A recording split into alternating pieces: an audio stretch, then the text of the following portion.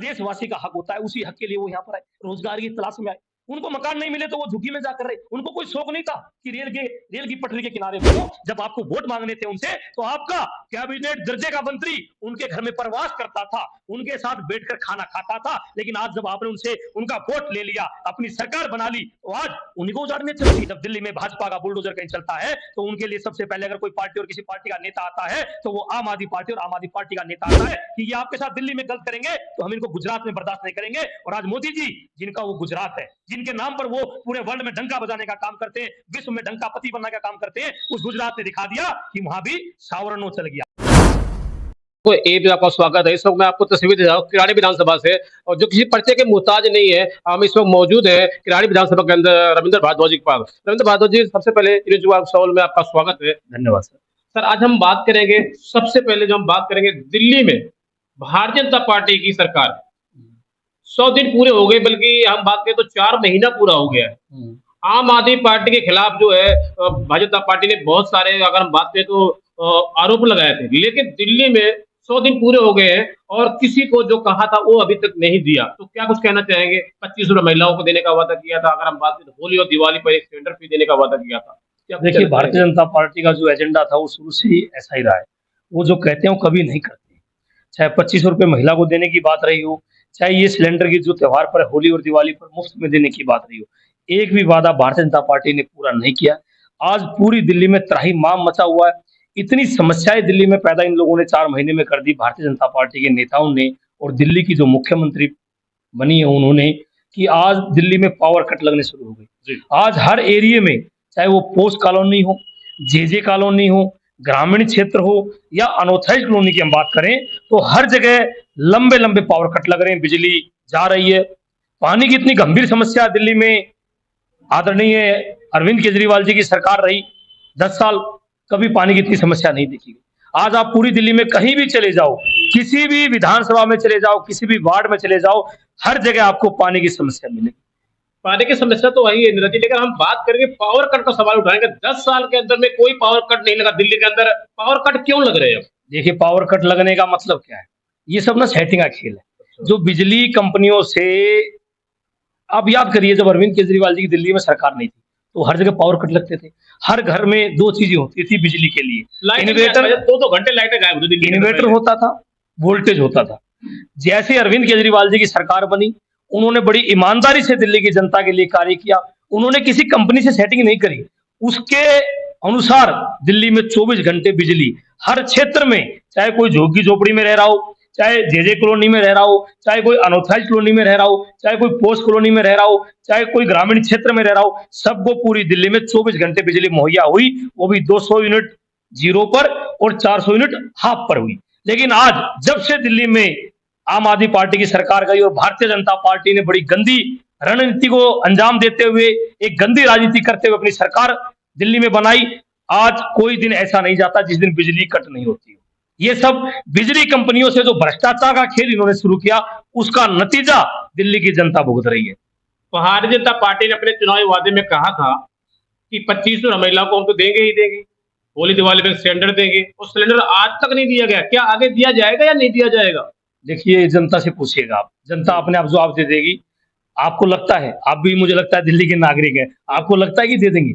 आज तक इन्होंने जो कहा, इन्होंने कहा हम 15 लाख देंगे, किसी खाते में आए?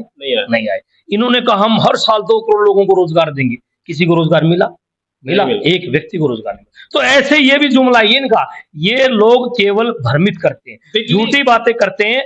पूरे देश को जो इन्होंने भ्रमित किया, इसी तरह दिल्ली में इन्होंने, और हम तो कह रहे हैं कि भैया काम करिए, हम लोग सकारात्मक लोग हैं, हम लोग कोई पेशेवर राजनीतिक लोग नहीं थे। हम लोग अन्ना जी के आंदोलन में क्रांति हुई, दिल्ली में एक भ्रष्टाचार मुक्त का नारा देकर आम आदमी पार्टी सत्ता में आई। दिल्ली में आम आदमी पार्टी ने, आदरणीय अरविंद केजरीवाल जी ने दिल्ली की जनता के हितों के लिए अनेकों योजनाएं, फरिश्ते योजना, तीर्थ यात्रा योजना, अपनी बिजली फ्री वाली योजना, पानी फ्री वाली योजना, बिजली ना जाने की योजना, हॉस्पिटलों को अच्छा बनाने की योजना, अच्छे स्कूल बनाने, अनेकों योजनाएं दी, जिससे मध्यम वर्ग और गरीब लोगों को बहुत बड़ा लाभ हुआ। लेकिन जब से दिल्ली में आम आदमी पार्टी की सरकार गई है और इन भाजपा वालों की सरकार आई है, रेखा गुप्ता जी मुख्यमंत्री बनी है, आज मध्यम वर्ग और गरीब व्यक्ति तो दुखी है ही, जो अमीर वर्ग है वो भी इनसे बहुत परेशान है। क्योंकि जब बिजली कटती है तो केवल गरीब के घर की नहीं कटती, मध्यम वर्ग की नहीं कटती, वो अमीर के घर की भी कटती है। वो केवल आम आदमी पार्टी वालों की नहीं कटती, वो भाजपा वालों की कटती है, जिन्होंने आज भाजपा को इस चुनाव में वोट दिया था। आज भाजपा वाले भी गलियों में कहते हैं कि हमसे बहुत बड़ी गलती हो गई, इनसे अच्छा काम तो अरविंद केजरीवाल जी करते थे। जैसे मैं बताऊं, मैं साफ तौर पे खुल के बोलना चाहता हूं, मैं मीडिया के साथ हूं लेकिन मैं नहीं बोलना चाहता। लेकिन अगर हम आज बात करें तो हमने कुछ दिल्ली का सर्वे किया, लगातार दिल्ली जनता अपने आप में महसूस कर रही है कि हमने भारतीय जनता पार्टी को वोट देकर दिल्ली में रेखा गुप्ता जी की सरकार बना करके अपने आप को ठगा महसूस कर रही है। क्या वजह है, क्या कारण है? देखिए, ठगा हुआ महसूस व्यक्ति कब करता है? जब आपको उसको बड़े बड़े सपने दिखाओ, जब आप उसको बड़ी बड़ी लालच की बातें करो और वो व्यक्ति आपकी बातों में आ जाए।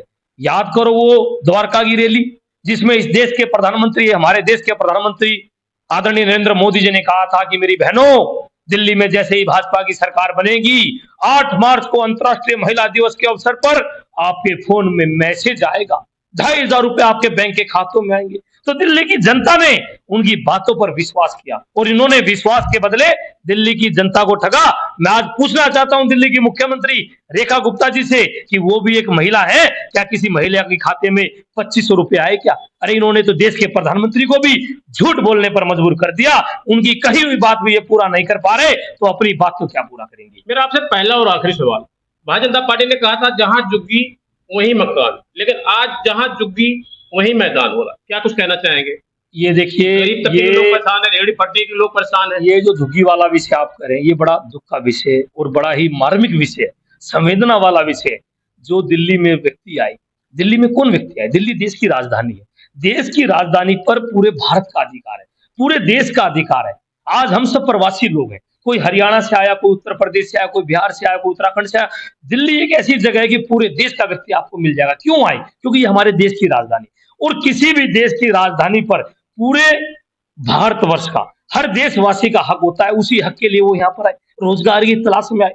उनको मकान नहीं मिले तो वो झुग्गी में जाकर रहे। उनको कोई शौक नहीं था कि रेल की पटरी के किनारे बसे, उनको कोई शौक नहीं था कि तालाब के किनारे बसे, उनको कोई शौक नहीं था कि वहां पर जाकर बसे जहां सांप और नेवले उनके बच्चों के लिए हानिकारक हो सकते हैं। लेकिन वो गरीब लोग थे, वो प्रवासी लोग थे, वो अपने छोटे छोटे बच्चों को लेकर दिल्ली की तरफ आए थे। उनको छोटे छोटे रोजगार मिले, लेकिन रहने का ठिकाना देश की सरकार ने, दिल्ली की सरकार ने उस टाइम नहीं दिया, तो वो झुग्गियों में रहे।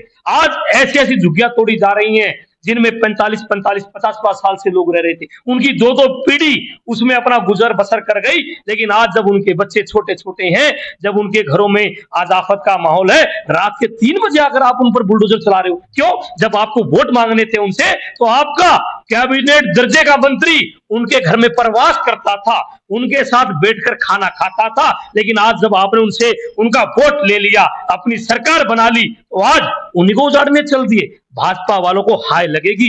मैंने सुना है अपने परिवार में, अपने लोगों से, कि गरीब की आत्मा परमात्मा से मिलती है, तो गरीब की हाय नहीं लेनी चाहिए। मैं आपके माध्यम से ये भारतीय जनता पार्टी के नेताओं को संदेश देता हूं कि गरीब को मत रुलाओ, क्योंकि गरीब रो देगा, जड़ से खो देगा। आज जो भाजपा आई है, उसने गरीब पर वो अत्याचार करे हैं कि गरीब की आत्मा रो रही है। मैं आपसे खुल के सवाल इसलिए कर रहा हूं क्योंकि आप खुल के बोलते हैं, बेबाक बोलते हैं और बिल्कुल साफ स्पष्ट शब्दों में बोलते हैं। अभी हाल ही में जो चुनाव हुआ गुजरात के अंदर, क्या कुछ कहना चाहिए? एक तरीके से बदलाव आया।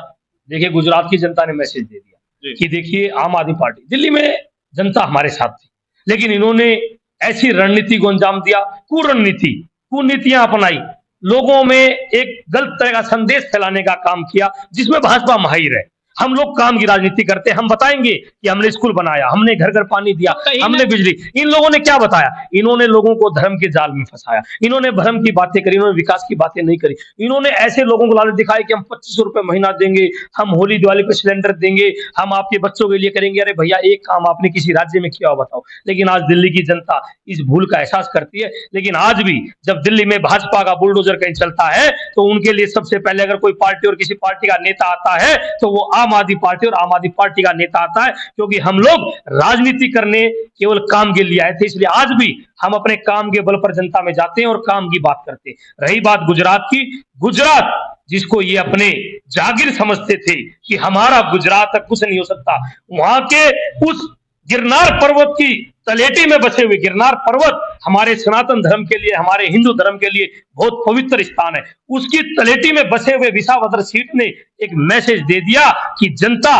लोकतंत्र को पहचानती है, आप गलत करोगे तो जनता बर्दाश्त नहीं करेगी। आज गुजरात ने आम आदमी पार्टी को ऊर्जा देने का काम किया है और एक संदेश दिया है कि ये आपके साथ दिल्ली में गलत करेंगे तो हम इनको गुजरात में बर्दाश्त नहीं करेंगे। और आज मोदी जी, जिनका वो गुजरात है, जिनके नाम पर वो पूरे वर्ल्ड में डंका बजाने का काम करते हैं, विश्व में डंका पति बनने का काम करते हैं, उस गुजरात ने दिखा दिया कि वहां भी सावरनो चल गया। सावरनो मीन्स झाड़ू, गुजराती भाषा में झाड़ू को सावरनो बोलते हैं। तो मैं आपके माध्यम से अपने गुजरात के क्रांतिकारी साथियों को भी धन्यवाद दूंगा, गुजरात की जनता का भी विशेष धन्यवाद दूंगा कि उन्होंने आदरणीय हमारे नेता अरविंद केजरीवाल जी पर विश्वास किया, हमारे बड़े भाई गोपाल इटालिया जी पर विश्वास किया और सावरनों को अपना मत दिया। हम उनका बहुत बहुत धन्यवाद करते हैं। ठीक है सर, समय देने के बहुत धन्यवाद आपका।